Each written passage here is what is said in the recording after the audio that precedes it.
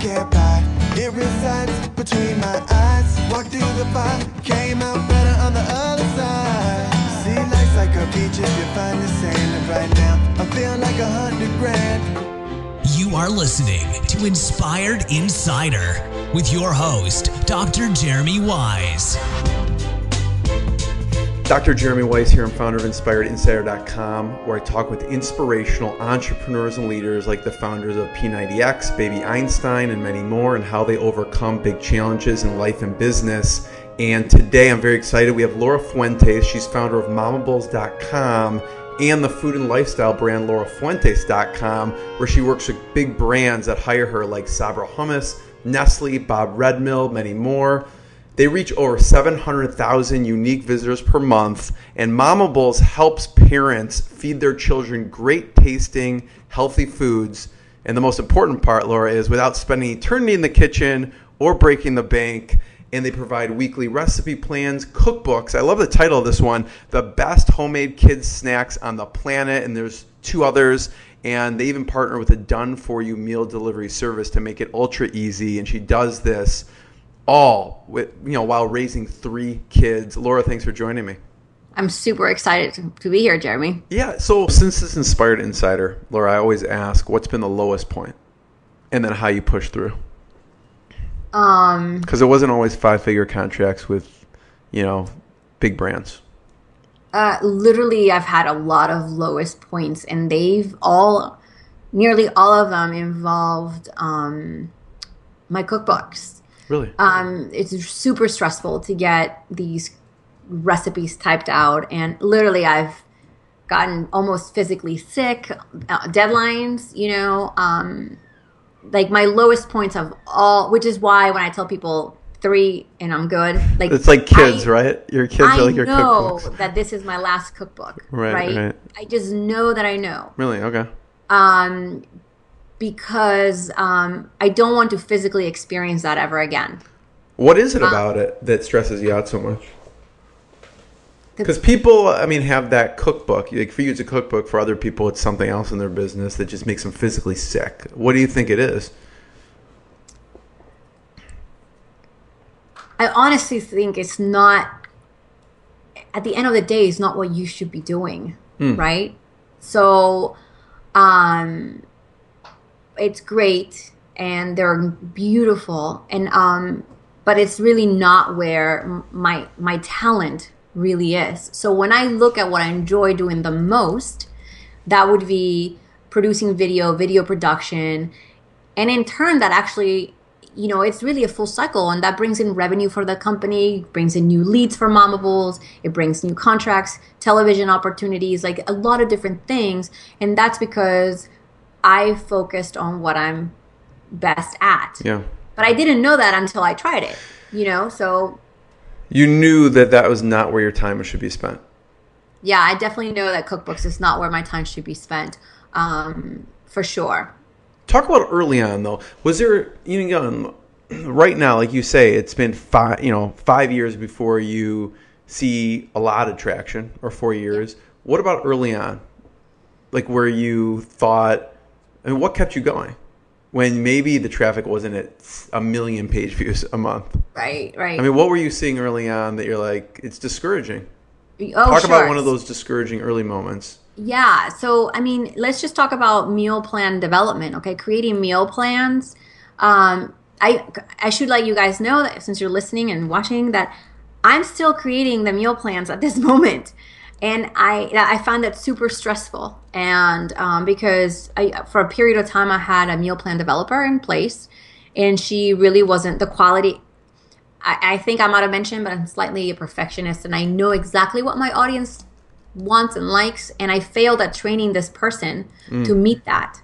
And therefore, the quality of my meal plans went down for about a period of a year, which reduced our revenue significantly, about 50%. Really?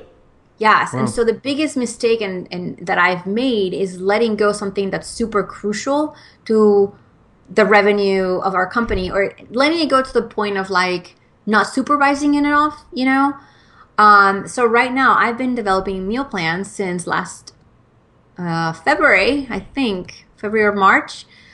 And that's been super, super stressful. So even early on, now I'm doing them now and I did them then. Early on, they were kind of stressful, but it was hard for me to like, man, these are really great. Why don't people buy them?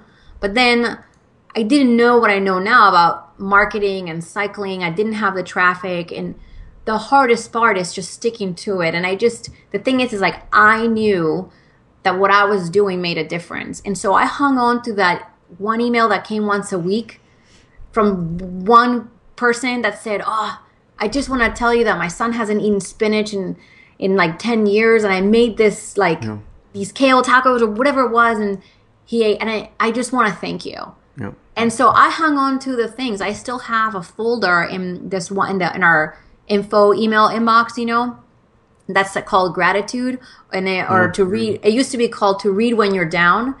And every time I got one of those emails, I put them in that folder, and I have emails from 2012 in there, and I read them when I'm down. So that's what kept me going, knowing that what I was doing made a difference. So we should all have a to read when you're down folder. You should. Yeah. And, you should also have an a-hole folder and never read those. Because as you grow, you get those too. Especially when you put out recipes for double chocolate chip pancakes, and you'll get... You bet. Yeah. But it's very hard to put yourself out there on the internet. And I think that's... a lot of people that create websites and companies on the internet, a lot of people, a lot of bloggers, a lot of content creators are introverts. And so then they hire a business coach and tells them, hey, you need to put yourself out there a little bit more, and so people can relate to you. And they're going, wait a minute, I like being behind the screen. Right. And so it's hard to put yourself out there. And when you do, you have to expect people to not like you. Yeah, and you know what? It's totally okay if people don't like you. Yeah. So Laura, on the flip side, being physically ill from putting out books, what's been one of the proudest moments?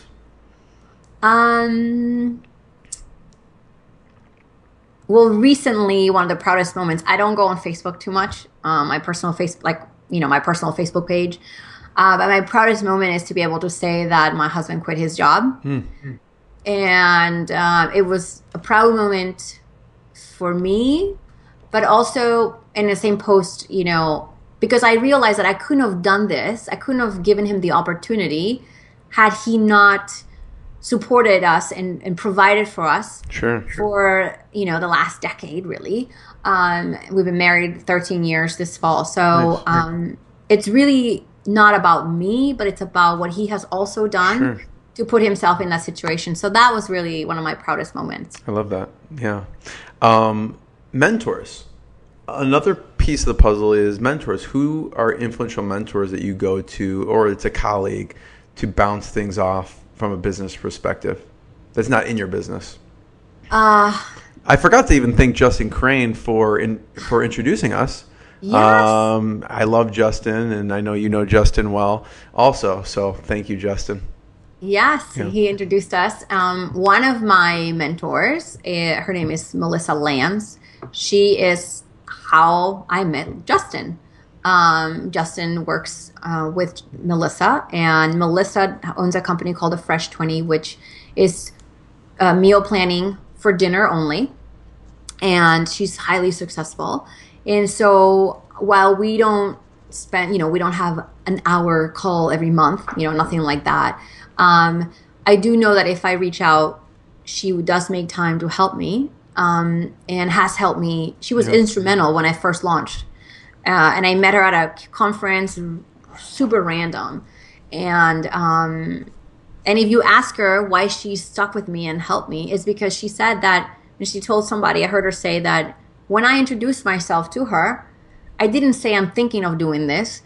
I said, this is what I'm going to do, and this is how I'm going to do it. Right. Could you please answer these 3 questions for me? Yeah, you're serious. And so we became friends after that. So she's been instrumental. I read a lot of social media stuff online.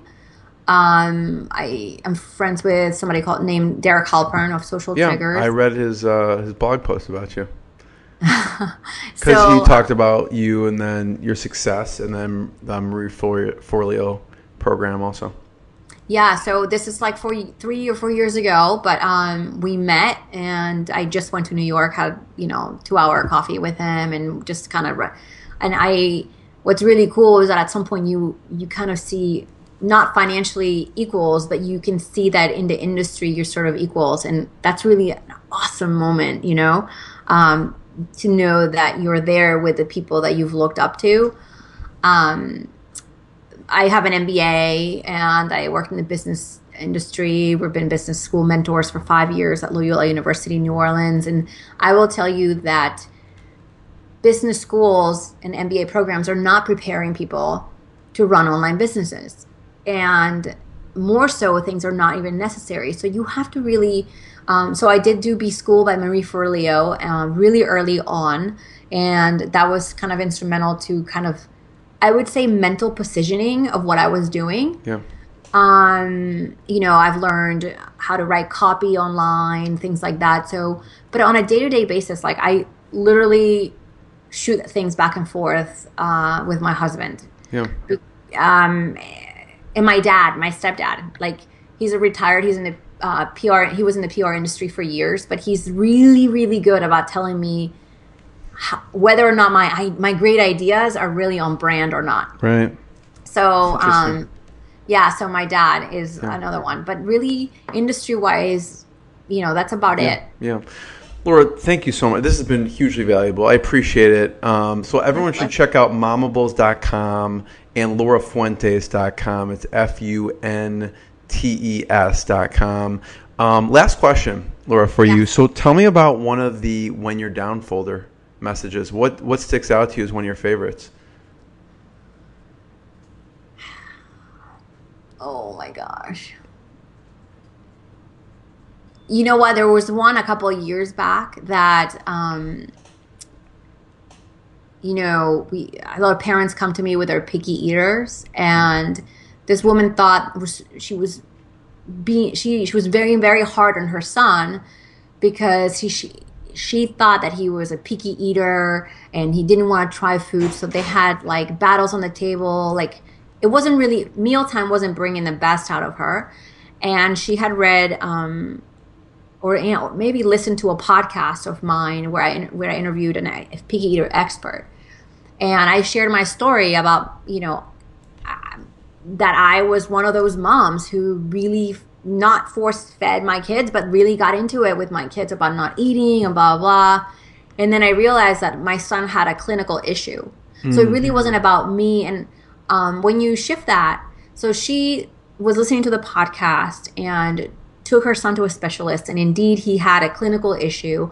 They've spent 6 months working through it, and it wasn't the food, it was something clinically wrong. And so she just, it was the nicest, longest email and I was like, you know what, that's how I tell you, like the littlest things, you make a difference. And it's not making a difference. I don't need to make a difference to 1 million people. Like I made a difference in that woman's life and her son's life. Yeah. So that's one of those really good ones. Yeah. Laura, thank you so much. Thank you. I really appreciate it. It's been awesome. My pleasure. Thank you. What I got, you can't buy. It resides between my eyes. Walked through the fire, came out better on the other side. See, life's like a beach if you find the sand. And right now, I feel like 100 grand.